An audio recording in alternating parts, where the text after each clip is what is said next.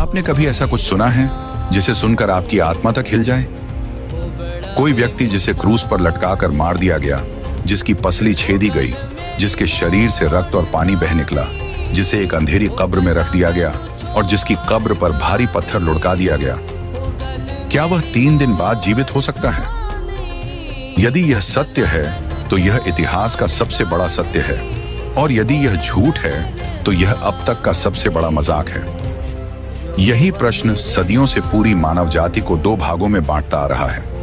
एक ओर वे हैं जो कहते हैं कि यीशु सच में मृतकों में से जी उठा, और दूसरी ओर वे जो इसे एक कल्पना, एक छलावा या एक साजिश मानते हैं। यरूशलेम में हलचल थी, अफवाहें तेजी से फैल रही थीं, कब्र खाली थी। कुछ कह रहे थे कि उसके चेलों ने उसका शरीर चुरा लिया, कुछ कह रहे थे कि यह यहूदियों की साजिश थी, और कुछ कह रहे थे वह सच में जी उठा है।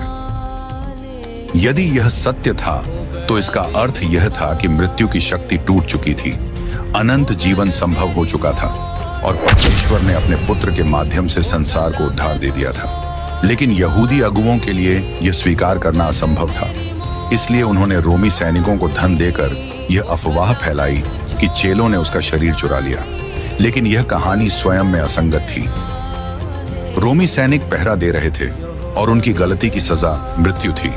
फिर भी यदि वे सो गए होते तो यह कैसे जानते कि शरीर किसने चुराया? और फिर उन घटनाओं ने दुनिया को हिला दिया। यीशु के अनुयायियों ने दावा किया कि उन्होंने उसे जीवित देखा। मरियम मगदलीनी ने कहा कि वह उसे मिली। पतरस और यूहन्ना ने कहा कि उन्होंने उसे देखा, और 500 से अधिक लोगों ने एक साथ यह गवाही दी कि उन्होंने यीशु को पुनर्जीवित अवस्था में देखा। क्या इतने सारे लोग एक ही समय में भ्रम का शिकार हो सकते थे? अगर यीशु का शरीर सच में चुराया गया था तो फिर इतने वर्षों बाद भी वह मिला क्यों नहीं? लेकिन इससे भी अधिक चौंकाने वाला तथ्य यह था कि उसके अनुयायी, जो पहले डर के कारण छिप गए थे, अचानक साहसी बन गए। वे यातनाएं सहने लगे, सताए गए, जेलों में डाले गए, मारे गए, लेकिन वे डटे रहे। पतरस को उल्टा क्रूस पर लटकाकर मार दिया गया, पौलुस को तलवार से मार दिया गया, याकूब को पत्थरवाह कर दिया गया, लेकिन किसी ने यह नहीं कहा कि पुनरुत्थान झूठ था। क्या कोई झूठ के लिए अपनी जान देता है? अब प्रश्न यह नहीं कि यीशु की कब्र खाली थी या नहीं, प्रश्न यह है कि यीशु आज कहां है। यदि पुनरुत्थान सत्य है तो इसका अर्थ यह है कि वह आज भी जीवित है, और यदि वह जीवित है तो वह आपको बुला रहा है। अब निर्णय आपका है। क्या आप इसे एक ऐतिहासिक सत्य के रूप में स्वीकार करेंगे? क्या आप इसे मात्र एक कथा मानेंगे, या क्या आप इसे अपने जीवन का आधार बनाएंगे? यीशु ने कहा, मैं पुनरुत्थान और जीवन हूं। जो मुझ पर विश्वास करता है वह मरने पर भी जीवित रहेगा। अब प्रश्न यह है, क्या आप इस पर विश्वास करते हैं? यीशु जीवित है, क्या आप उसे स्वीकार करेंगे? इतिहास में कई महापुरुष आए और चले गए। राजाओं ने साम्राज्य खड़े किए और धूल में मिल गए। योद्धाओं ने युद्ध जीते और समय के प्रवाह में विलीन हो गए। लेकिन एक नाम ऐसा है जो समय के साथ और अधिक जीवंत होता गया। एक व्यक्ति जिसे क्रूस पर चढ़ाया गया, जिसे मृत्यु की पुष्टि के बाद कब्र में रखा गया, और फिर 3 दिन बाद वह जीवित पाया गया। यह संसार का सबसे विस्मयकारी दावा है, यीशु मसीह का पुनरुत्थान। यह केवल एक धार्मिक मान्यता नहीं, बल्कि एक ऐतिहासिक प्रश्न है। क्या यह वास्तव में हुआ था, या यह केवल एक कल्पना है, एक मनगढ़ंत कहानी? इस पर विश्वास करने वाले कहते हैं कि यह इतिहास का सबसे बड़ा सत्य है, और इसका प्रमाण केवल आत्मिक नहीं बल्कि ऐतिहासिक, भौतिक और तर्कसंगत है। लेकिन विरोधी कहते हैं कि यह असंभव है, यह विज्ञान के विरुद्ध है, यह प्राकृतिक नियमों के विपरीत है। तो सच्चाई क्या है? क्या यीशु मसीह सच में जी उठा था? और यदि हाँ, तो इसके प्रमाण क्या हैं? पहला प्रमाण, खाली कब्र। सबसे पहला और सबसे महत्वपूर्ण प्रमाण खाली कब्र है। यीशु को क्रूस पर चढ़ाने के बाद यहूदियों और रोमी अधिकारियों ने यह सुनिश्चित किया कि उसका शरीर सुरक्षित रूप से कब्र में रहे। अरिमथिया के यूसुफ ने उसे अपनी नई खुदी हुई कब्र में रखा। एक भारी पत्थर लुढ़काकर उसे बंद कर दिया गया और रोमी सैनिकों को पहरेदारी के लिए तैनात कर दिया गया। लेकिन 3 दिन बाद कब्र खाली थी। यहूदियों और रोमी अधिकारियों के पास इस समस्या का केवल एक समाधान था।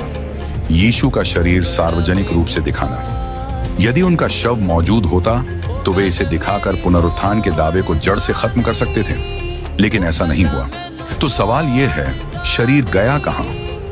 पहला, क्या चेलों ने शरीर चुरा लिया? लेकिन वे तो भयभीत होकर छिपे हुए थे।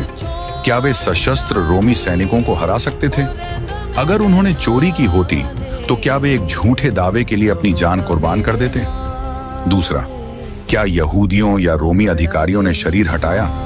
अगर उन्होंने ऐसा किया होता तो वे पुनरुत्थान की अफवाह को रोकने के लिए शव को सार्वजनिक रूप से दिखाते।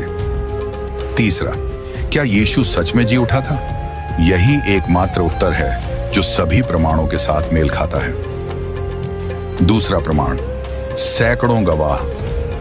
अगर कोई घटना एक या दो लोगों के द्वारा देखी जाए तो इसे भ्रम कहा जा सकता है, लेकिन अगर एक ही घटना को अलग अलग समय और स्थानों पर सैकड़ों लोग देखें तो क्या इसे झूठ कहा जा सकता है?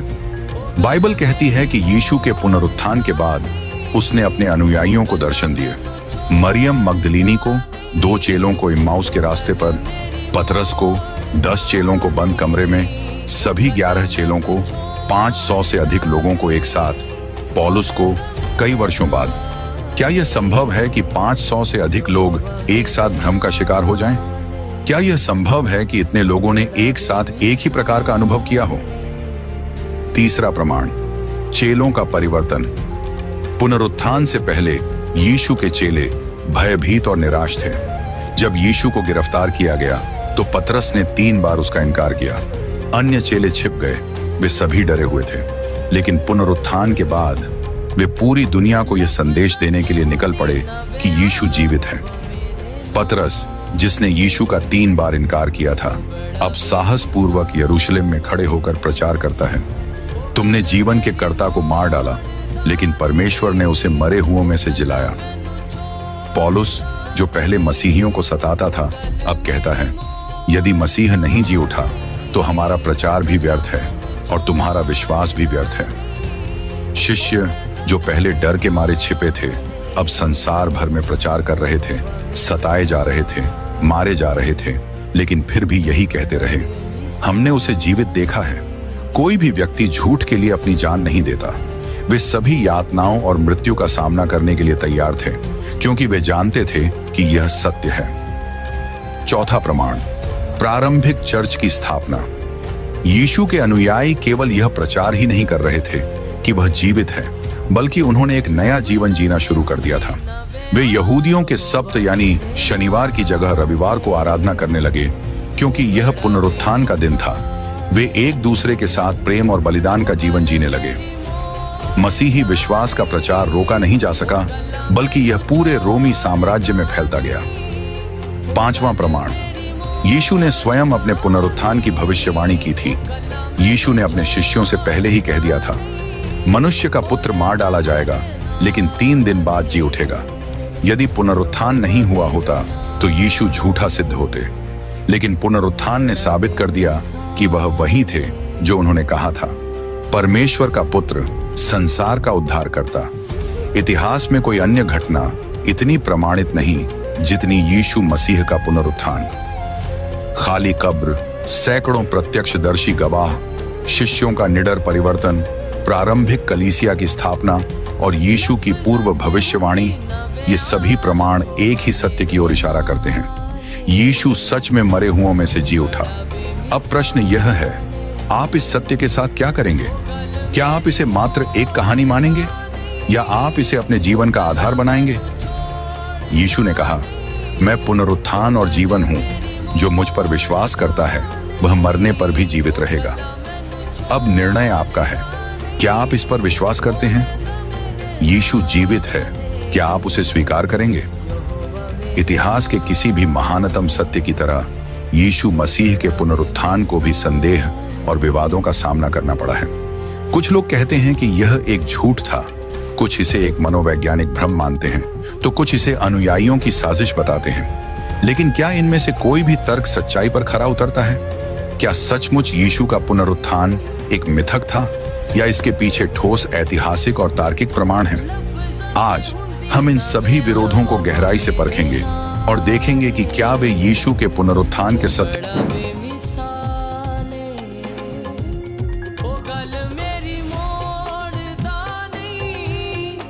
गल्ला में